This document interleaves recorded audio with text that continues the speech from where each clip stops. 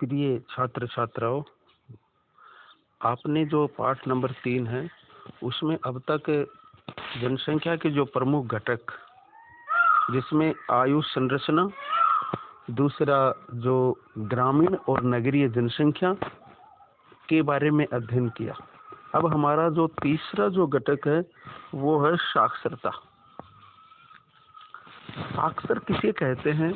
जो व्यक्ति, हमारे जो भारत में जो व्यक्ति 7 वर्ष उम्र पार कर चुका है तथा वो किसी भाषा में पढ़ या लिख सकता है तथा उसे अंकगणितीय ज्ञान हो, साक्षर कहलाता है।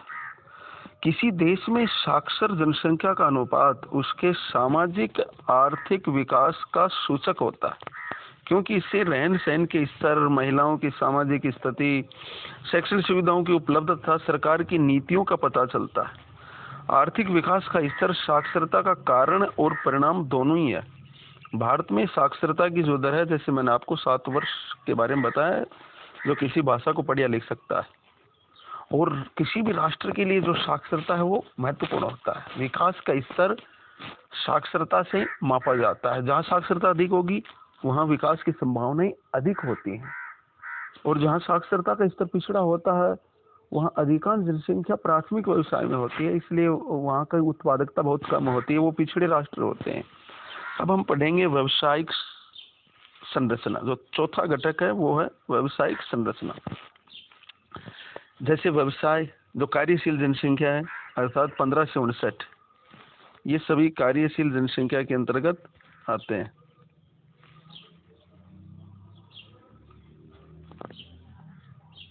कार्यशील जनसंख्या में आते हैं। और अब हम जैसे देखेंगे, अब जो व्यवसायिक संरचना है वो 4 प्रमुख व्यवसाय है हमारे यहाँ। 4 व्यवसायों के बारे में बताया गया है, और उनमें होते हैं प्राथमिक व्यवसाय, द्वितीयक व्यवसाय और तृतीयक व्यवसाय तथा चतुर्थक व्यवसाय। ये 4 प्रमुख व्यवसाय हैं। जो व्यवसाय भूमि अथवा प्रकृति से सीधे जुड़े हुए होते हैं उन व्यवसायों को प्राथमिक व्यवसायों श्रेणी में कहते हैं, जैसे कृषि, पशुपालन, लकड़ी काटना, शिकार, संग्रहण और खनन आदि।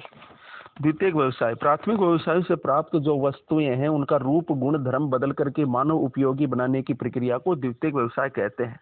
जैसे मान लो गन्ने से चीनी बनाना, कपास से वस्त्र आदि बनाना। सेवा क्षेत्र से जुड़े